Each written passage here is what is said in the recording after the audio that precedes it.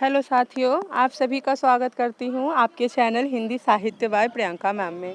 आशा करती हूँ आप सभी अच्छे और स्वस्थ होंगे। आज हम सब पढ़ेंगे रामधारी सिंह दिनकर जी की जीवनी, उनके जीवन के बारे में देखते हैं। पहला, इनका नाम रामधारी सिंह दिनकर है। कलम का नाम दिनकर है। जन्म तिथि 23 सितंबर 1908 ईस्वी है। जन्म स्थान इनका सिमरिया घाट, बेगूसराय जिला, बिहार में है। मृत्यु तिथि इनकी मद्रास, तमिलनाडु में है। और जब ये मरे थे उस समय इनकी आयु 65 वर्ष थी। इनका व्यवसाय कवि और लेखक का था। अवधि काल आधुनिक काल। राष्ट्रीयता भारतीय थी। शिक्षा बीए पास थे ये। भाषा इनकी ओजपूर्ण भाषा थी। शैली प्रवाह युक्त उद्बोधन शैली गंभीर विचारात्मक वाली थी। रचनाएं काव्य इनकी रेणुका हुंकार, कुरुक्षेत्र, रश्मिरथी, परशुराम की प्रतिज्ञा। और गद्य में अर्धनारीश्वर, बट पीपल, उजली आग, भारतीय संस्कृति के 4 अध्याय। इनको पुरस्कार दिया गया। 1959 में साहित्य अकादमी पुरस्कार दिया गया। 1959 में पद्म भूषण पुरस्कार दिया गया और 1972 में भारतीय ज्ञानपीठ पुरस्कार से सम्मानित किया गया। श्री दिनकर का जन्म सन 1908 में बिहार के बेगूसराय जिले के सिमरिया घाट नामक ग्राम में एक साधारण किसान परिवार में हुआ था। इनकी प्रारंभिक शिक्षा घर पर ही हुई। कविता लिखने का शौक इन्हें विद्यार्थी जीवन से ही था। हाई स्कूल पास करने के बाद ही इन्होंने प्राणभंग नामक काव्य पुस्तक लिखी, जो सन 1929 में प्रकाशित हुई। सन 1932 में बीए परीक्षा उत्तीर्ण करके इन्होंने एक उच्च माध्यमिक विद्यालय में प्रधान अध्यापक के पद पर कार्य किया।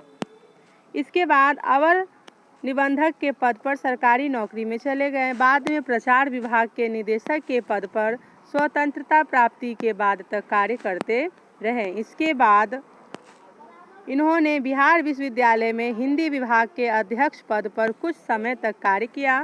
तत्पश्चात भागलपुर विश्वविद्यालय के उपकुलपति भी रहे। अंत में भारत सरकार के गृह विभाग में हिंदी सलाहकार के रूप में एक लंबे समय अरसे तक हिंदी के प्रचार प्रसार के लिए कार्यरत रहे।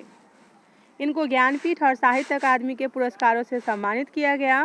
सन 1959 में भारतीय सरकार ने इन्हें पद्म भूषण की उपाधि से अलंकृत किया और सन 1962 में भागलपुर विश्वविद्यालय ने आपको डी.लिट की मानद उपाधि से सम्मानित किया। इस प्रकार हिंदी की अनवरत सेवा करते हुए सन 1974 में हिंदी साहित्य कोश का यह दिनकर सदा सदा के लिए अस्त हो गया। आइए देख लेते हैं रामधारी सिंह दिनकर जी के परिवार के बारे में। पिता का नाम बाबू रवि सिंह, माता का नाम मनरूप देवी, भाई का नाम केदारनाथ सिंह और राम सेवक सिंह, पत्नी का नाम श्यामावती देवी। संतान एक पुत्र थे जिसका नाम ज्ञात नहीं है।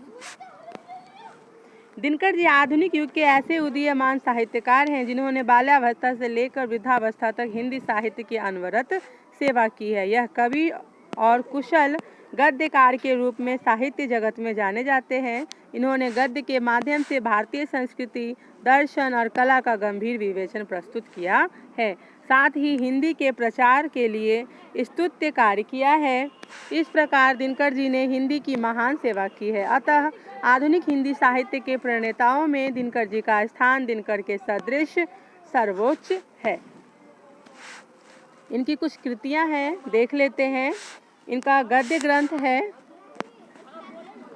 अर्धनारीश्वर, मिट्टी की ओर, रेती के फूल, बट पीपल, उजली आग, भारतीय संस्कृति के 4 अध्याय, हमारी संस्कृति,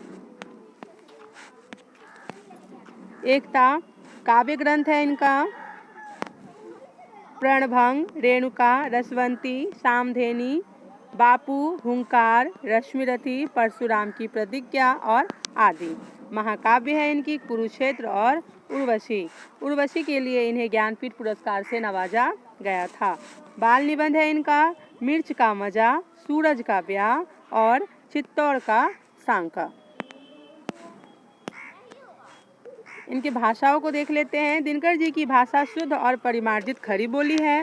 इसमें उर्दू, अंग्रेजी तथा देशज शब्दों का उन्मुक्त प्रयोग मिलता है। इनकी भाषा में संस्कृत के तत्सम शब्दों का भी बाहुल्य है। इनकी भाषा सहज प्रवाहमयी है। इसमें कृत्रिमता नाम मात्र को नहीं है। मुहावरों और कहावतों के प्रयोग से भाषा सजीव और ओजमयी हो गई है। विषय के अनुरूप इनकी भाषा सर्वत्र परिवर्तित होती रहती है। रामधारी सिंह दिनकर जी की शैली को देख लेते हैं। दिनकर की शैली को 3 रूपों में विभाजित किया जा सकता है। पहला विवेचनात्मक शैली, दूसरा उद्धरण शैली और सूक्ति शैली। उनकी गद्य की प्रमुख शैली विवेचनात्मक ही है। यह शैली प्रवादोत्पादक तथा सारयुक्त है। उद्धरण शैली में लेखक अपनी बात की पुष्टि के लिए अन्य विद्वानों के कथनों का उद्धृत करता चलता है। सूक्ति शैली में इस प्रकार के उदाहरण दिए जाते हैं जिसका सार्वजनिक महत्व होता है। दिनकर जी की शैली में इस प्रकार के उद्धरण और सूक्ति वचनों की भरमार है। ईर्ष्या तू न गई मेरे मन से पाठ इनकी इस शैली का एक ज्वलंत उदाहरण है। इस प्रकार दिनकर जी एक चतुर भाषा शिल्पी और कुशल शैलीकार हैं। आशा करती हूँ आप सभी को वीडियो पसंद आई होगी। अगर वीडियो पसंद आई है तो वीडियो को लाइक एंड सब्सक्राइब जरूर करें और वीडियो को अंत तक देखें। कमेंट बॉक्स में भी अपना सुझाव जरूर दें ताकि हम आपके लिए ऐसे ही अच्छे वीडियो लाते रहें। धन्यवाद।